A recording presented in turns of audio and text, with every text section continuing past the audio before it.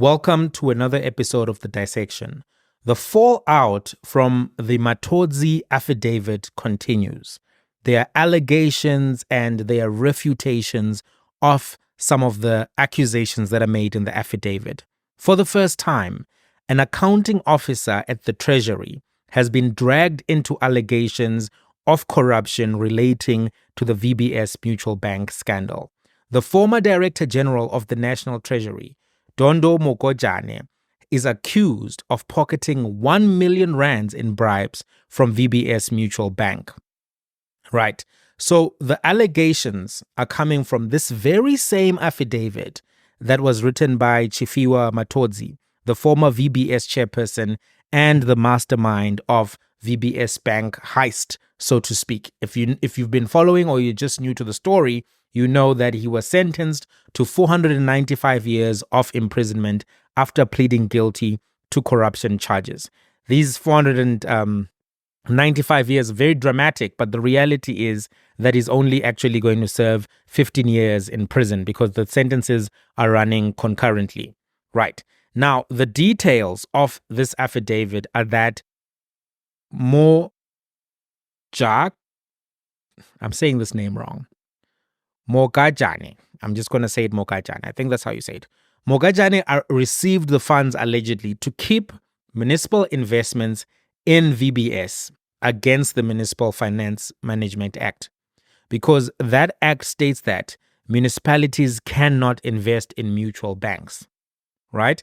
So, according to the affidavit, this is what happened. Matodzi met Mogajane through Raloyim Razwinane, who served as an agent for VBS to find investment deposits. Matodzi claims that Razi brought his powerful contact, Mogajane, on board when the Treasury began questioning municipalities about their investments in VBS and ordering that these be withdrawn. Matodzi then said he met the Director General 5 times. The first meeting was at some cigar lounge in Four Ways. The second was at the VBS offices in Livonia. The third was at Eagle Canyon. And the last 2 meetings were at Treasury and the Reserve Bank. Apparently, the proposal for 1 million rands was made at the first meeting. While the discussion was still on this National Treasury letter to the municipalities, Raloyim then softly whispered to me regarding our earlier agreement that I should pay an amount of 1 million rands to Dondo. That is when Raloyim shared a whisper with Dondo, and then Dondo said 1 million rands is fine, nodding his head. In short, the purpose of this meeting was none other than to confirm the payment of 1 million rand and the bank account where it was to be made, according to Matodzi. He added that when he inquired on where the money should be paid, a woman he identified as Dr. Mkize, who was also part of the meeting, handed over a piece of paper that had a Standard Bank bank account number that belonged to Bapile Foundation, BPC. This is where the money was allegedly paid. The foundation allegedly belonged to Mkize. The payment was intended for Dondo to intervene and facilitate the withdrawal of the National Treasury letter and to grant VBS the special dispensation of 18 months for it to continue to accept municipal investments. At the time, VBS had already started the process to convert into a commercial bank, and in VBS' view, 18 months would have been sufficient for the process to be expedited. This is what Matodzi said. Now, interestingly, this has been refuted by Dondo Mogajane. It was reported by Sunday World, I think, and within a few hours, he issued a refutation. And here is his version. Following the allegations yesterday, I saw an affidavit from a convicted felon who was hell-bent on destroying and pilfering on the resources of the state and of South Africans. I stopped him on his tracks. I just want to make that very clear right at the beginning. I stopped him on his tracks by refusing the requests that he was advancing to us as National Treasury at the time. I want to set the record straight. I met Mr. Matodzi several times with my colleagues and many other individuals in the room.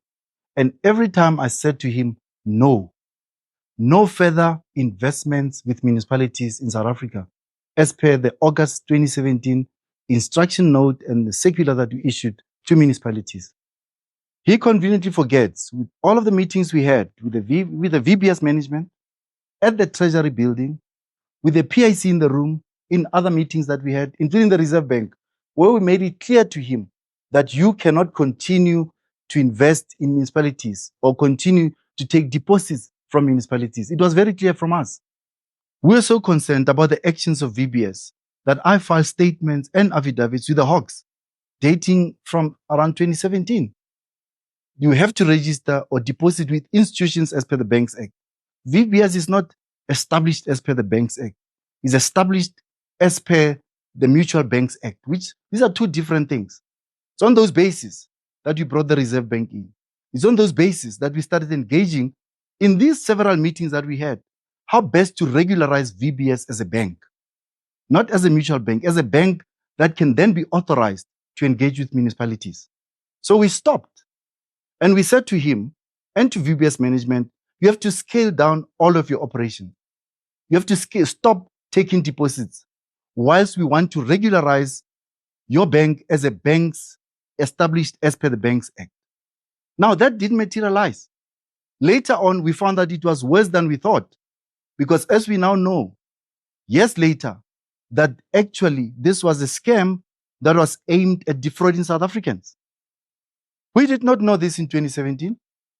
We engaged, but it came out much later that VBS is not what we all thought it to be. We thought it's a bank that must be supported at the time. We thought it's a black bank that should have been supported and uplifted out of its status. But less did we know. Together, when I say we, I mean ourselves, National Treasury and the Reserve Bank at the time. And that's why we were hell-bent on ensuring that we engage with them to wanting to regularize them as per the Banks Act. Our circular was very clear that you cannot, as a municipality, continue to take deposits because it's illegal, it's in contravention with the municipal finance management regulations, and we were sure as to what we were doing. So the best way was then to assist them to regularize the arrangement. And that's why we met. And that's why we said no every single time in all of those many meetings that we had with them. We said, no, you cannot until such day that you are regulated as per the Banks Act and that you are a bank registered as such and not as a mutual bank, as that was in contravention of the municipal finance regulations. I categorically deny I have never taken any money from anybody. I've served this country for 23 years. The last 5 years was as DG of National Treasury. My record is very clear in terms of how I ran the department and how I conducted business during my tenure as DG and during my tenure as a public servant over the last 23 years. I've always been a proud public servant. I'm proud of my clean record over 23 years. I've served with honesty, loyalty, distinction, and with all the humility in the way I conducted my business as a public servant and as a DG of the National Treasury of South Africa. I will not be tried by corrupt individuals and all of those who've got a corrupt and hidden agenda. All the affidavits, all the files, minutes of meetings we held, records, any document that has got to do with VBS is with the relevant authorities and is being filed to them, including the signed statements and affidavits that I personally penned down are submitted, including, by the way, the statement that I made to the Hawks. I have the same moral fiber today that I demonstrated in the last 23 years when I was in the employ of the state. It's built into my DNA, and that I can guarantee you it's not going to change. I'm still the same person today as I was then. I will not allow anybody to tarnish my name. The same moral values that I had is the same one that I'm continuing to conduct myself every day of my life in all of my dealings. In conclusion, I want to reiterate, I'm the one who stopped VBS on their tracks in pilfering any further. I thank you. Well, listening to the version given by Dondo, it seems to me that he sincerely believes his version. It seems to me that his version is directly contradictory to the version that is in the affidavit, the infamous affidavit by now. And this makes me really, reflect and want to underline an important point. The version in the affidavit is not yet tested.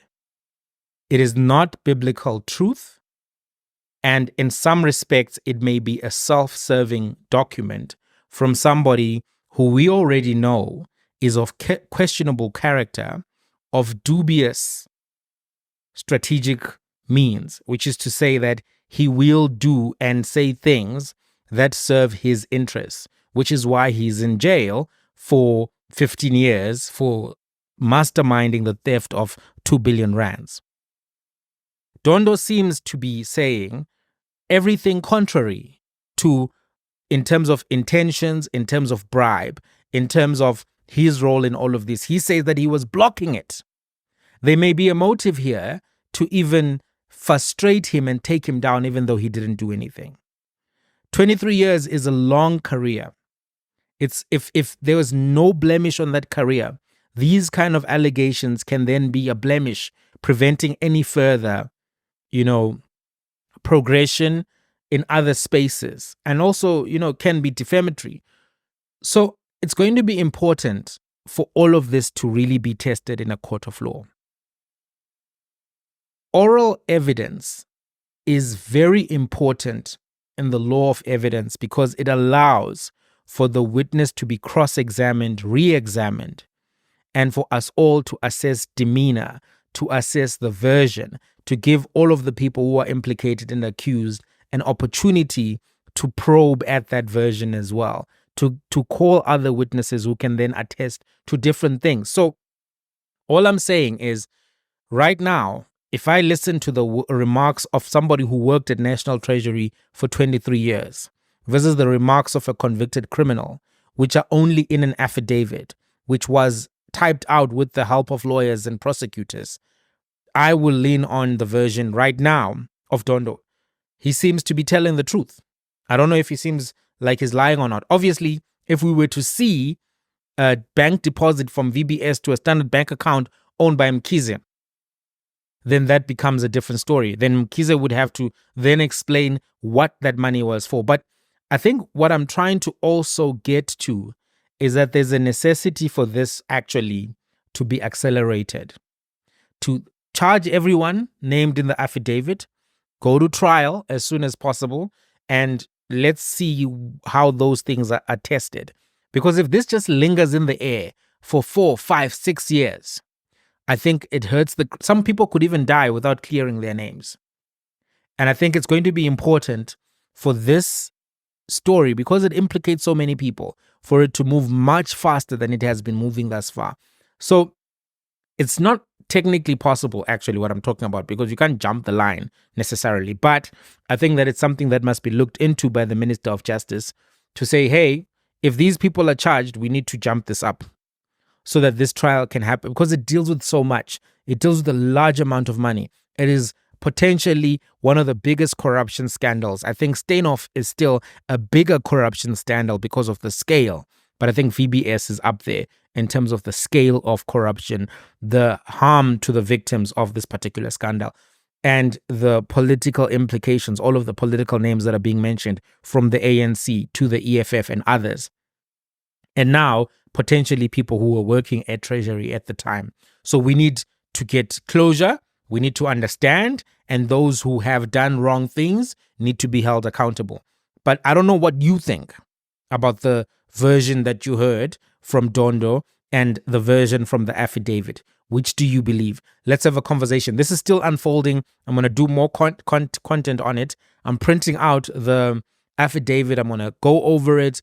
I'm going to try to really do a deep dive, get to the bottom of some of these elements from a legal perspective. A lot of journalists did not study law, and a lot of the coverage that we're getting is superficial from the law side of things. So I'm going to try to make sure that I give you an understanding of the legal principles you will have to be aware of in order to evaluate this piti-piti.